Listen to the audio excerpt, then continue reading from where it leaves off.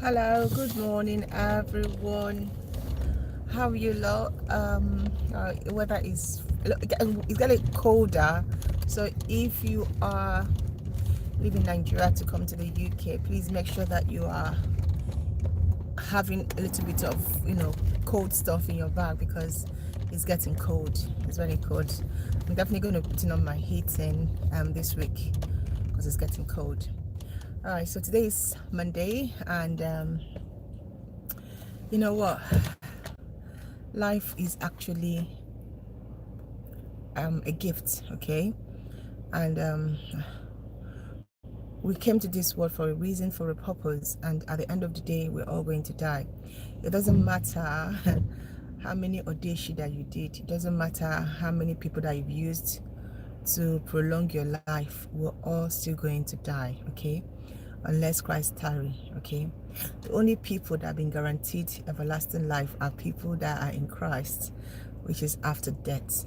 Now, even though, like my pastor would say, that certain set of people who, when they understand what eternal life is, could live forever, but we haven't gotten there yet, okay? So most of us that are still alive now will die. So sometimes, we need to ask ourselves a question. The little life, the one that we have lived, or the one we're about to live, what have we done with it? If God should call us any day now, what have we made out of the life that we have lived? Okay, or what account can we give him? What can we say that we have done with the life that he has given us? All right, so it's just I'm just trying to make a reflective video, just for people to think about their life and ask themselves a question. What are we living for? Have we lived the best of our life? Okay, if you ask yourself, have you lived the best of your life? Have you actually lived that best, that one that God has? I'm gonna wait forever, so people think that living the best of your life is about it's not about money. It has got nothing to do with material things. It has got nothing to do with wealth. It has a lot to do with what you give to the society. What have you given to others? Okay, in your own little way, how have you contributed to the ecosystem, to the environment, to the world? How have you reached out to help someone? Okay, you cannot live your life and just be only me, and live your life and just only think about yourself. In your own little way, how have you helped? Even if you don't have money, have you tried to join a charity organization? Have you tried to even cook food, just ordinary food, and distribute to the motherless babies home? When I was like a little bit younger, when I was looking for a job, and when I got a job, I used to have this charity house in Lagos then, around Lekki. I used to make sure that during Christmas, during my birthday, I go and visit them. I give them donation. I give them money. That was the things that were important to me. When you come to this country, the government, takes care of them, so you don't really think about charity. My own little way, I didn't have money then, but in my own, I understood the principle that there must be more to life than living. I can't just say I'm living and I'm not contributing. So people are so into give me, and I want this from you, I want this from you, I don't have this. What have you as a person contributed? How have you helped other people? How have you, even in your own little way, even if it's on your own service, how have you helped the world? I mean, money is good. I'm not saying money is not good. I mean, but before God even gives you that money, if I'm God, I will ask myself, if I give this man 1 billion naira, what is he going to use that money for? Is it going to be self-centered money? So living your best life to me is about helping others. Living your best life to me is about what you do for the society in your own little way. Okay, living your best life is all about going out of your comfort zone to help others who are in need in your own little way. Okay, I mean, you're not going to be Mother Teresa of the whole wide world. I mean, you might not have that kind of money. You're not going to be Jesus. You might not be able to, feed the whole world with fishes and loaf of bread. But even in that little community that God has given you, in that little place, how have you as a madam helped your cleaners? How have you helped your maid? How have you reached out to that little, your neighbors that that they're suffering? Are we also blinded by, life or things that happen around us, that we are all so much, enclosed in our world that we have forgotten about those people that are suffering? Okay, and this brings me to the story that that touched me this weekend, and it really got me thinking. It's about the people that were found caged in somewhere in Kaduna or Kano, and these are children that were caged. 300 children that were caged by their Maharaji, people that they teach them. And I was like, these are children that have lived maybe 15 or 16 years of their life in bondage, being caged by their own parents. What kind of home did we bring them into? What kind of a life have we brought those children into? If you give birth to a child and you cannot take care of the child, you think the best way to train the child is to lock the child up, chain the child. I mean, the excuses that the parents were giving, it was mind blowing. One of the parents said, because they were protesting, was saying that the child was unruly, the child was smoking, the child was rude, I'm like, so that is your reason for sending your child to a Islamic school to be punished, to be caged? That is your reason. That is why we have robbers. That is why we have terrorists. That is why we have people who don't have value for people's life, because they have been brought up in such hard situation without any love. No one ever told them they are beautiful. Nobody ever told them that they are handsome. Nobody ever cuddled them. Nobody ever loved them. How can you bring up a child and that child does not feel or have never had mother's love? Rather, the child has been caged, put in a chain, knowing that his or her own mother or father, I mean, I talk about mother because as a mom, I can't imagine it. Leave fathers sometimes can be, mean and heartless sometimes, and they don't toughen up their child. But as a mom, I cannot imagine my child in any pain. It's not possible. I rather take the pain from him. I can't. That is what the ball of compassion as a mom is. You want to protect your children, but for a mom to actually willingly give up their own child to be chained and be caned and be tortured because they were not behaving right. And I'm saying, who gave birth to them? Who brought them to this world? Whose responsibility was it to train them? Who helped them make that decision? Who taught them? Children emulate what they see their parents do. Children emulate what they see society behave. Where are you bringing up your children?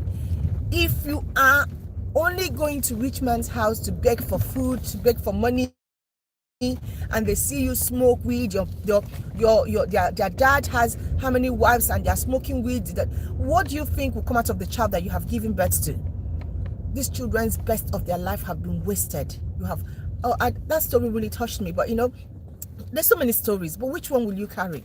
Which story will you carry? And that's you just wonder. You just trying to pick the story that can touch people's life, that can make a difference. Okay, but at the end of the day, we as a society owe it to ourselves and to our children and to the generation to teach children to love themselves. We need to live the best of our life. We need to actually offer more to the society than just the show of wealth. The world is becoming too I love the way one of the Peace Corps, I think it's the Rude Boy guy or the other one, put it. We have become so much what's it called now, audio money. Everybody wants to talk about money, money, money. Everybody wants to drive a Lamborghini. Everybody wants to drive, but is that the best of our life? Is that a quality life? Quality life is out of service. Is that life where you sacrifice for others when you don't have anything, but you are looking out for someone else? When I used to grow up, my mom used to, like, when we go home, she will cook, people will come to our house, she will buy rice, she will distribute. I'm like, Mom, you're wasting money. I didn't get her. I didn't understand what she was doing. But these are what our parents used to do. Parents that understood spirituality, that understood what life is all about.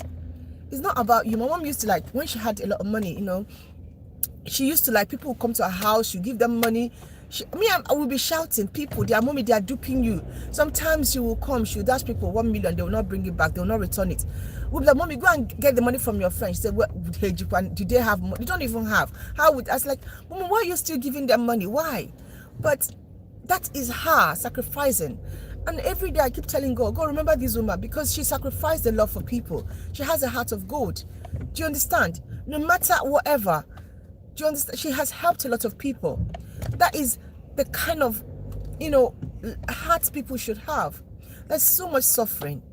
Living the best of our life is not about money. And I've said it how many times. It's about reaching out for other people. Reaching out to solve a problem. There is a need out there. How can we solve it? There is someone out there in need. How can we come together to help our society? How can we come together to help someone out there in need?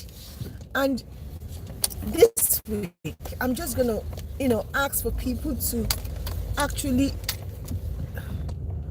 think about others. Okay, this is gonna be, we're in the 1st of October. That's tomorrow. Please, please, please look out for a need and meet it. Think about other people. This is Christmas coming. I mean, by next month, after October, November is the festive moment start. Christmas shouldn't be about you, your family, work, having fun. It should be about what can I do to people. There are people, like in this country, people are so cold. People are going to be cold. The weather will change. How can you help out? How can you help out? I don't pass a beggar, no matter how, even if I feel the person is going to, take my money and smoke. I don't pass a beggar without the balls of my compassion, being pricked. I must give them money. Even if it's 1p, but I must. I cannot have 10 pounds in my account and I see someone on the street begging. I've taught my son he cannot pass a beggar, or those people that, the whiskers or biscuit, I don't know what they call them, that sings on the road, yeah? He cannot pass them without giving them money. Because I've taught him how to give. I've taught him how to live the best of his life. And that the only way to live the best of it is by giving out something of yourself to others in need, others in the society. This world becomes much more better when we look out for others and try to help others. Okay? And can we find it in our hearts this Ember month and towards Christmas to look out for others and live the best of our life and not think about material things, because at the end of the day, it's not about material things. It's about the love of God shed abroad in our heart. It's about us thinking about others and us sacrificing for others. All right, I'm just gonna say thank you so much for watching me this morning. This was just a reflective broadcast. It's not about it's not about story in the news. It's about we thinking more about how we can help others, how we can be useful to our society, and